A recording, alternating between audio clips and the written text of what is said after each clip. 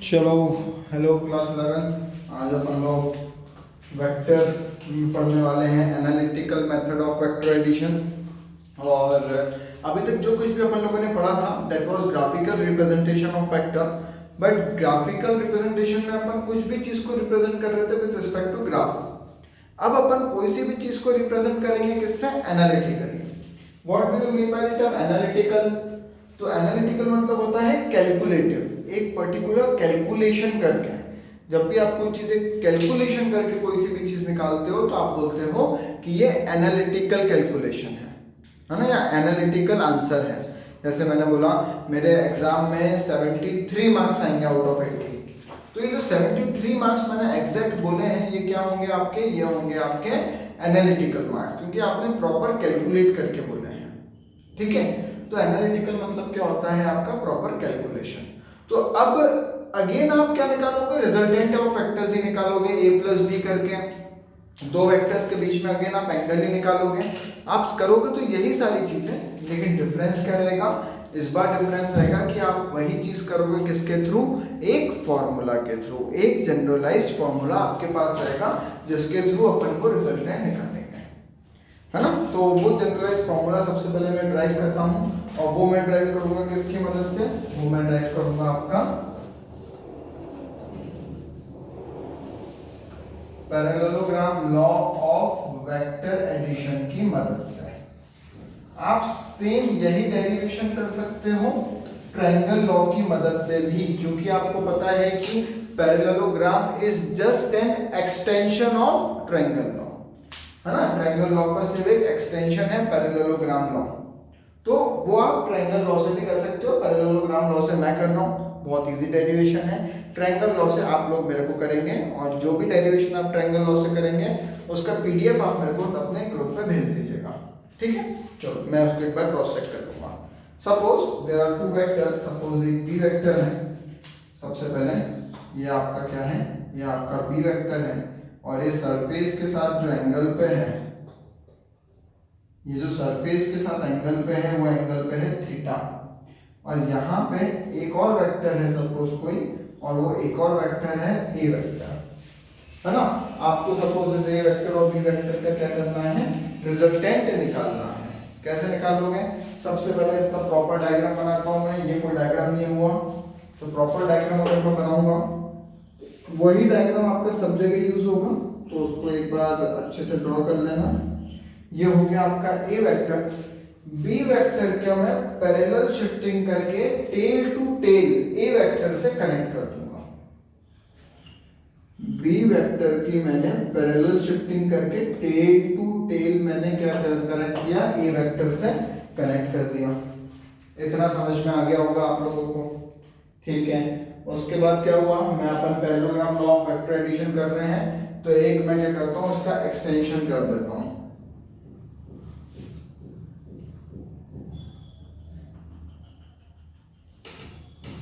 ये क्या बन गया? आपका एक पैरेललोग्राम बन गया। ठीक है, ये मैंने एक्सटेंशन कर दिया।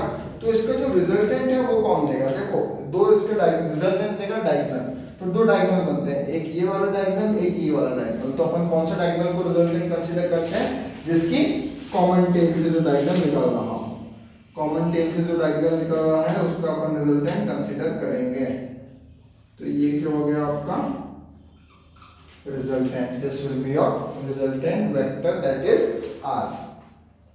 ठीक है, ये तो अपन लोगों ने लास्ट वीडियो में पढ़ा था। जितने लोगों ने भी मेरी लास्ट वीडियो देखी होगी तो पढ़ी होगी, पढ़ा था ये चीज अपन लोगों ने ये भी पढ़ा था कि ये जो R है that will be equals to A plus B vector.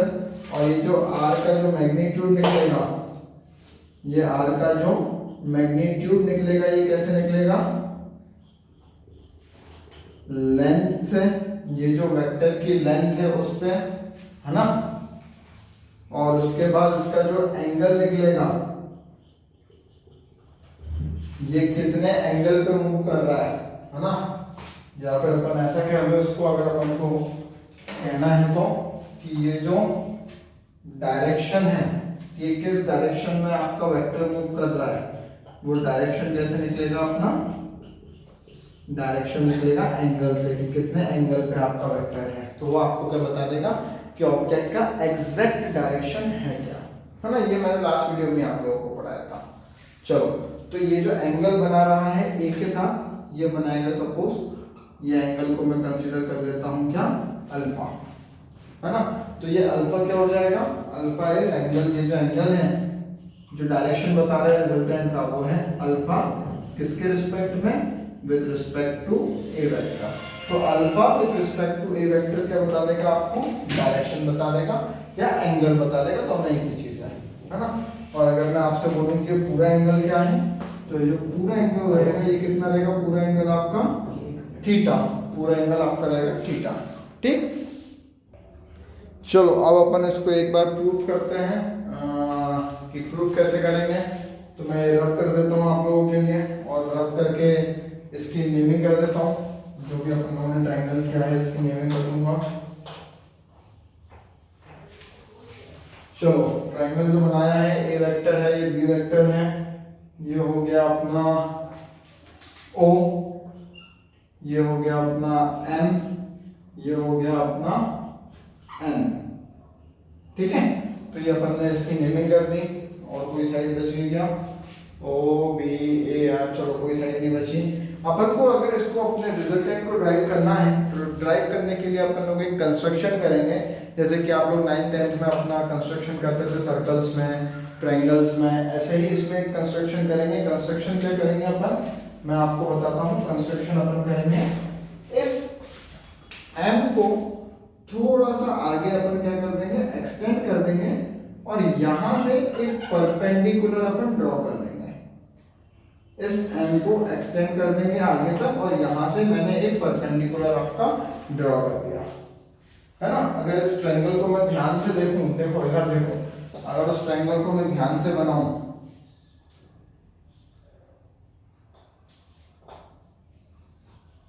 तो ऐसा कुछ ट्रायंगल आपको ये दिखेगा, ये वाला जो ट्रायंगल है ना, वो ऐसा कुछ दिखेगा आपको, है ना।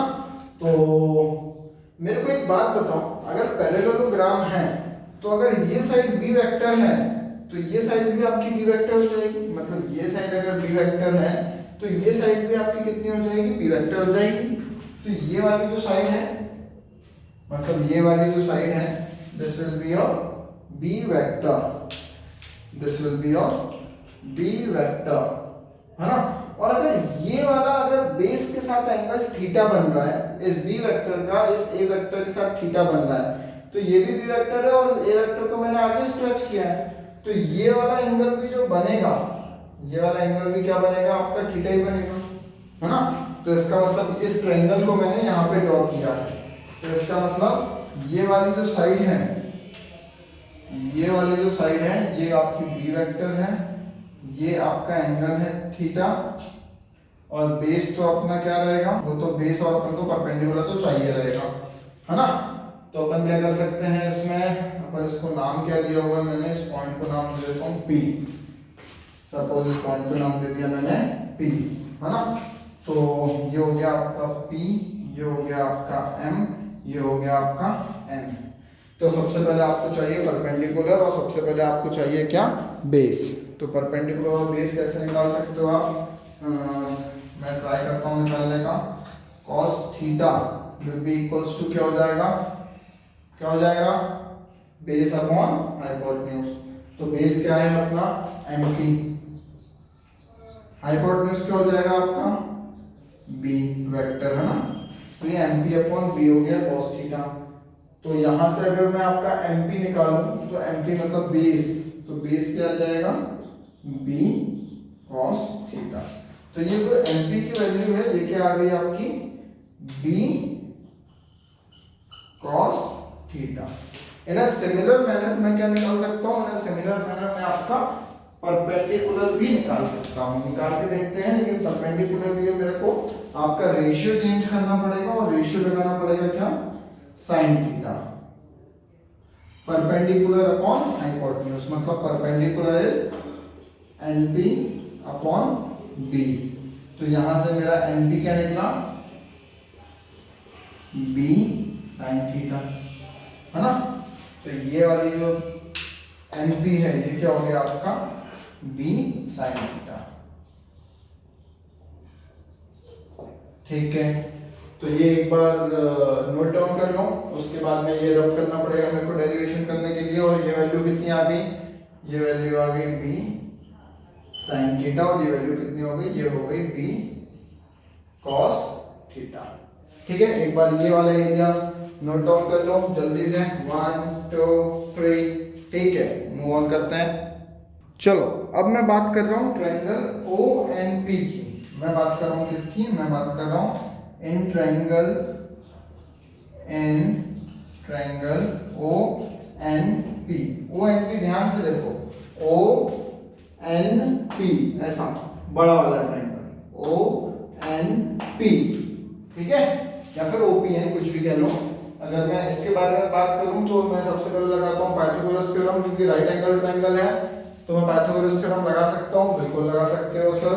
तो पाइथागोरस थ्योरम लगाता हूं तो क्या हो जाएगा, हाइपोटेन्यूज स्क्वायर मतलब O N square, O N square will be equals to OP square plus PN square। ठीक है, ये मैंने कुछ भी नहीं किया, ये मैंने सिर्फ पाइथागोरस थ्योरम लगाई है। ON स्क्वायर क्या देगा आपका, ON square will be your resultant. तो ON की जगह मैं लिख देता हूँ R square will be equal to OP will be, और देखो OP कैसे निकलेगा, O से लेके M तक की जो डिस्टेंस है वो है A वेक्टर, और M से लेके P तक की जो लेंथ है वो है B cos थीटा। तो मैं इसका ऐसे लिख दूं कि A plus B cos theta का square plus PN is B sin theta, तो प्लस B sin थीटा का स्क्वायर। ठीक है, मैंने कुछ भी नहीं किया, मैंने सिर्फ पाइथागोरस थ्योरम लगाई है और वैल्यूज पुट करी है। ठीक, ओपन करते हैं अपन इसको। ओपन करेंगे तो क्या आंसर आएगा, तो सबसे पहले ये वाला जो टर्म है ये तो वैसे का वैसे आ जाएगा, b square sine square theta. अब यहाँ पे a plus B cos theta हो गया, तो इसमें आपको आइडेंटिटी लगानी पड़ेगी। आइडेंटिटी लगाओगे तो आपकी वैल्यू क्या आ जाएगी, ध्यान से देखो, a स्क्वायर प्लस आपका ये क्या हो गया, B square cos square theta, ठीक है, plus 2a b cos theta. यही आएगी वैल्यू आपकी a square plus b square plus 2ab की आइडेंटिटी लगाने के बाद। सर बिल्कुल यही आएगी। ये a स्क्वायर तो ठीक है, अलग से लिख देता हूं मैं, ये वाला a स्क्वायर तो मैं अलग से लिख देता हूं, a स्क्वायर। ये b square sine square theta plus b square cos square theta में से मैं अगर b स्क्वायर कॉमन निकालूं तो अंदर क्या बचेगा, sign square theta plus cos square theta, है ना, और बाहर क्या आ जाएगा, प्लस 2ab cos थीटा। अब ये sine square theta plus cos square theta आप लोगों ने 10th क्लास में पढ़ा होगा कि sine square theta plus cos square theta will be equals to 1। तो साइन स्क्वायर थीटा और कॉस स्क्वायर थीटा की अगर वैल्यू 1 होती है तो अपनी इक्वेशन क्या बनेगी, यहां पे देखना अब इसके बाद r is equals to square is equals to a square plus b square को sine square theta plus cos square theta 1 हो गया, तो plus 2ab cos theta. This will be your resultant equation. और एल्स अगर आप इसको दूसरे form में लिखना चाहो तो इस फॉर्म में भी लिख सकते हो कि ये स्क्वायर हट के इधर पे रूट हो जाएगा, तो r is equals to root of a square plus b square plus 2ab cos theta. आप इसको इस फॉर्म में भी लिख सकते हो। तो this will be your resultant. कभी भी आपको रिजल्टेंट वेक्टर निकालना है वाया फॉर्मूला तो ये क्या हो जाएगा आपका resultant, r is equal to a square plus b square plus 2ab cos theta. ठीक है, सो ये थी आप लोगों की बहुत easy derivation with the help of parallelogram, law of vector addition. Same derivation आप कर सकते हो ट्रायंगल लॉ से भी, है ना, तो वो आप लोगों को खुद करनी है और उसका पीडीएफ बना के मेरे को आपको ग्रुप पे शेयर करनी है और फोटो खींच के भी आप मेरे को शेयर कर सकते हैं। चलो नाउ मूविंग ऑन अपन को एंगल भी, अब अपन लोग क्या करेंगे, जो एंगल निकालेंगे, ये जो अल्फा निकालेंगे, इसको भी एनालिटिकली निकालेंगे, इसको भी आप कैलकुलेट करके ही निकालोगे। तो कैलकुलेट करके कैसे निकालेंगे समझते हैं। उसके पहले ये राइट डाउन, नोट डाउन जल्दी से। जब तक नोट डाउन कर रहे हो तब तक आप ये बात और ध्यान में रखना कि ये जो आर निकाला है, ये आर जो है बेसिकली क्या है, ये आर आपका मैग्नीट्यूड निकाला है आपने। ये आर क्या रिप्रेजेंट करेगा, मैग्नीट्यूड। तो ये आर लिख लो, चाहे आप मॉड ऑफ आर लिख लो, मैटर नहीं करेगा, ठीक है। आर लिख लो चाहे मॉड ऑफ आर लिख लो, वो बिल्कुल मैटर नहीं करेगा, क्योंकि नेगेटिव रिजल्टेंट नहीं आएगा आपका इस केस में।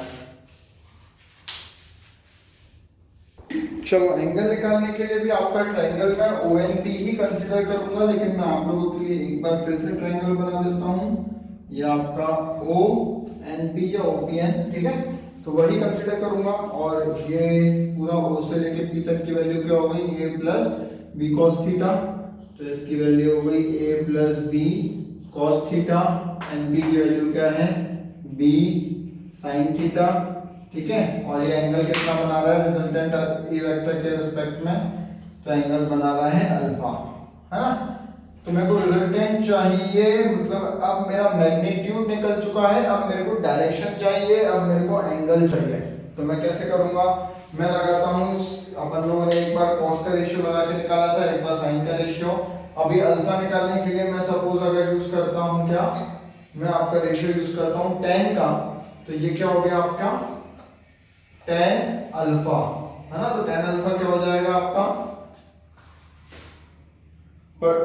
परपेंडिकुलर अपॉन बेस, है ना। तो परपेंडिकुलर क्या हो गया आपका b साइन थीटा, और बेस क्या हो गया अपना a plus B cos theta, ठीक। तो अब क्या होगा आपका, ये tan अल्फा निकल आएगा, लेकिन अपन लोगों को दोस्तों tan अल्फा नहीं चाहिए है, अपन लोगों को एंगल चाहिए है, दैट इज अल्फा। तो इसको आप लिख सकते हो, alpha will be equals to b sin theta upon a plus b cos theta. तो यहां से आपका क्या निकल आएगा, पर्टिकुलर एंगल निकल आएगा, दैट इज अल्फा। और अल्फा क्या है कि direction with respect to a vector, ठीक है। कुछ भी नहीं करना, कई बार जैसे कि आप लोगों को क्या दिया रहेगा, ध्यान से देखना, ये अगर अपन परपेंडिकुलर इसको बना दें, तो कई बार आप लोगों को ये थीटा है ना, तो ये b वेक्टर जो था, इस b वेक्टर के, अभी तो अपन ने अल्फा निकाला है a वेक्टर के रिस्पेक्ट में, कई बार आप लोगों को थीटा निकालना पड़ेगा b वेक्टर के रिस्पेक्ट में। तो कुछ भी नहीं करना, जो अपना टोटल थीटा है उसमें से जो भी एंगल, मतलब आपको b अल्फा दिया हुआ है और आपको थीटा दिया हुआ है, तो आपको ये वाला एंगल चाहिए, तो क्या करोगे, थीटा में से अल्फा को माइनस कर दोगे, तो ये वाले एंगल के रिस्पेक्ट में आपका रिजल्टेंट निकलेगा, दैट इज b वेक्टर के रिस्पेक्ट में आपका रिजल्टेंट निकलेगा। समझ गए। तो ये था आपका क्या, एक फॉर्मूला जो आपको डायरेक्शन, रिजल्टेंट का फॉर्मूला क्या हो गया, एक ही फॉर्मूला याद करना है दोस्तों, हर बार कोई नया फॉर्मूला याद नहीं करना। रिजल्टेंट का फॉर्मूला क्या हो गया, r square is equals to a square plus b square plus 2ab cos theta. और अगर अपन को एंगल चाहिए, तो एंगल का फॉर्मूला क्या हो गया, tan alpha is equals to b sin theta upon a plus b cos theta, alpha is equals to b sin theta upon a plus b cos theta. ये किसका फॉर्मूला हो गया आपका, अल्फा का, जो कि आपको एंगल निकालना है, ठीक है। इसके बेसिस पे अपन कुछ क्वेश्चंस ट्राई करते हैं। एक छोटा सा क्वेश्चन दोस्तों आप लोगों के सामने लिखा हुआ है, that is two equal forces have their resultant equal to them, ठीक है, at what angle they are inclined. आपको बेसिकली एंगल निकालना है कि वो किस एंगल पे इंक्लाइंड है, मतलब there are two equal forces, there are suppose a vector and b vector, ये दोनों फोर्स है और ये दोनों क्या है, इक्वल है ना। और उनका जो रिजल्टेंट है, वो रिजल्टेंट भी उसी वेक्टर के इक्वल है, मतलब a वेक्टर और b वेक्टर के भी इक्वल है। आपको वो दोनों वेक्टर्स किस एंगल पे इंक्लाइंड होंगे वो निकालना है, ठीक है। सबसे पहले मैं फॉर्मूला लगा देता हूं इसमें, r is equals to root of a square plus b square plus 2ab cos theta, ठीक है। अगर मैं बात करूं r is equals to root of, अब ये क्या हो गया, a स्क्वायर और b स्क्वायर भी a स्क्वायर के इक्वल ही है, तो ये भी इसलिए a स्क्वायर, तो ये क्या हो जाएगा 2a into a cos theta. और जो रिजल्टेंट है वो भी इसी वेक्टर के इक्वल है, तो r की जगह भी क्या आ जाएगा a। तो मैं एक काम करता हूँ, ये रूट हटा देता हूँ और ये रूट हटा के इस साइड पे स्क्वायर लगा देता हूँ, तो उससे होगा क्या, आपका कैलकुलेशन इजी हो जाएगी। ये दिमाग आप लोगों को भी लगाना पड़ेगा कि हम अपनी कैलकुलेशन को इजी कैसे कर सकते हैं। तो ये दो वेक्टर्स आपस में भी इक्वल है और रिजल्टेंट के भी इक्वल है। तो आपस में मैंने क्या किया, अगर a और b इक्वल है तो b की जगह पे भी a लिख दिया, और अगर रिजल्टेंट भी उसके इक्वल है तो रिजल्टेंट की जगह पे भी मैंने क्या लिख दिया, a लिख दिया। तो a square is equals to a square plus a square 2a square plus 2a square cos theta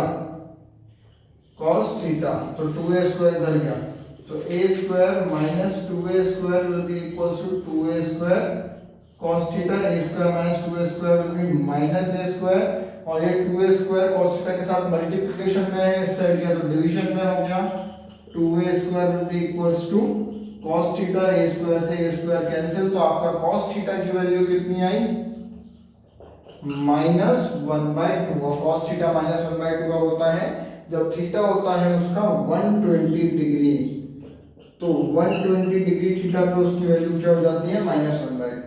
तो क्वेश्चन में शायद एंगल निकालना था, ध्यान से पढ़ो। Two equal forces have their resultant equal to them at what angle they are inclined, तो they are inclined at 120 degree. बहुत इजी क्वेश्चन था, इसको नोट डाउन कर लो। Moving on to the next question.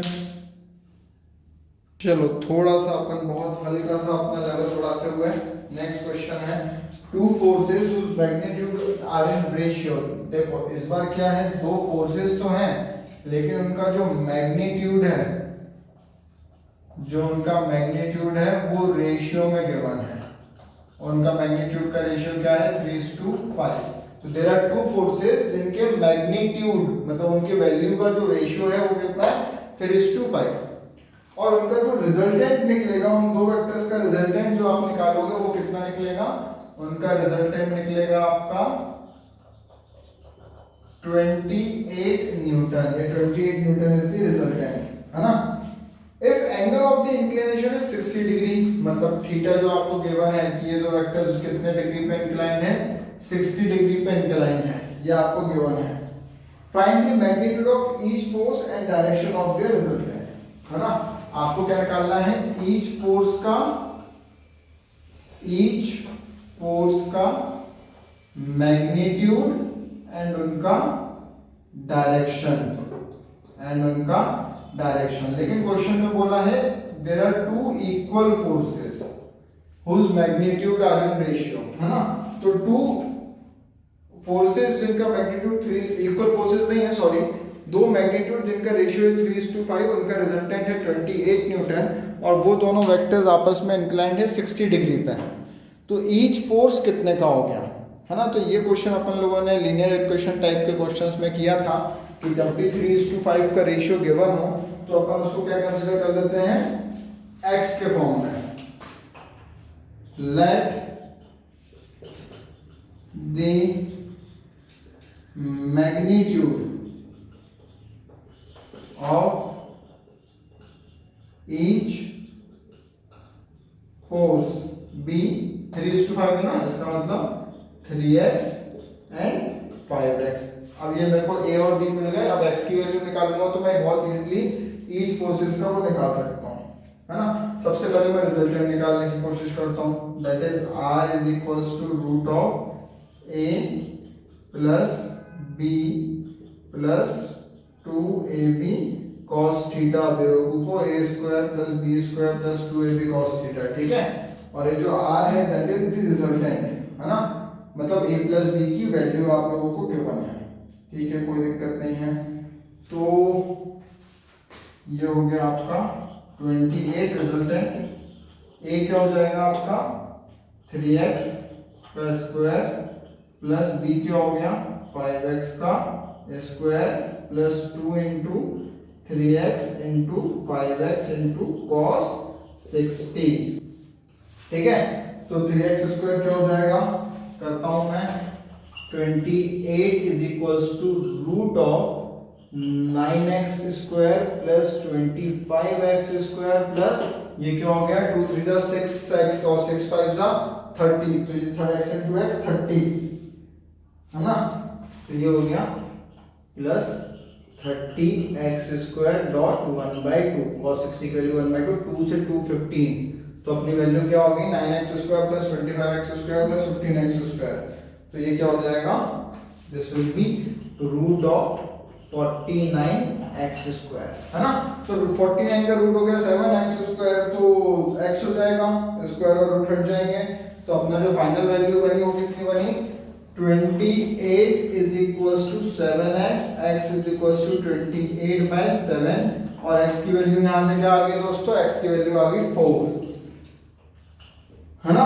तो ये जो x की वैल्यू 4 आप लोगों की निकल के आई है, ये 4 अगर आप यहां रख दोगे 3x और 5x में, तो आपके दो इंडिविजुअल फोर्सेस का मैग्नीट्यूड आ जाएगा कि नहीं सर, बिल्कुल आ जाएगा, है ना। तो फर्स्ट जो अपना मैग्नीट्यूड फोर्स निकला है वो कितना निकला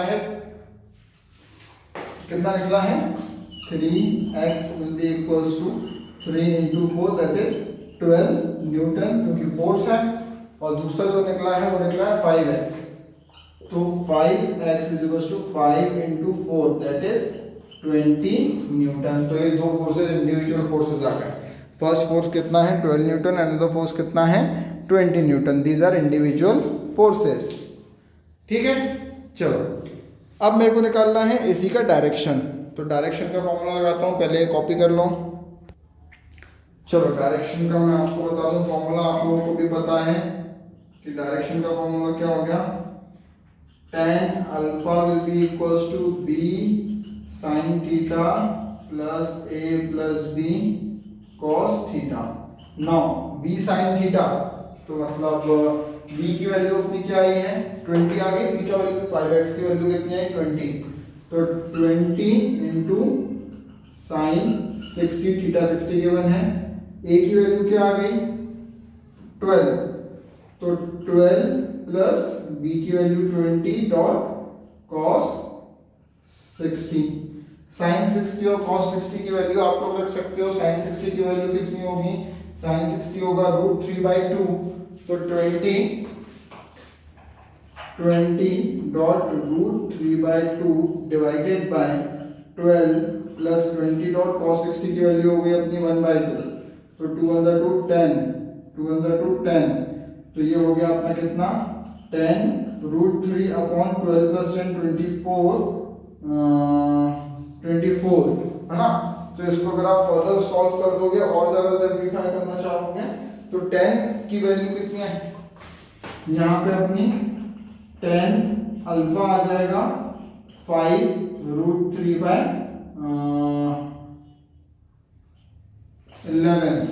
5 √3/11, है ना।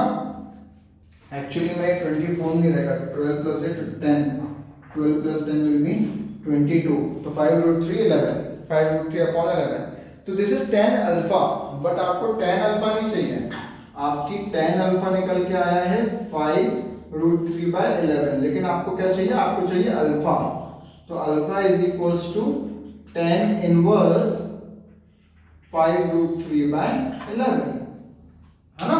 तो ये इनवर्स जब आप कर दोगे तो आपका अल्फा निकल आएगा, so this will be your direction and this will be your angle, जिस एंगल पे ये दो वेक्टर्स, दो फोर्सेस आपस में क्या है इंक्लाइंड है।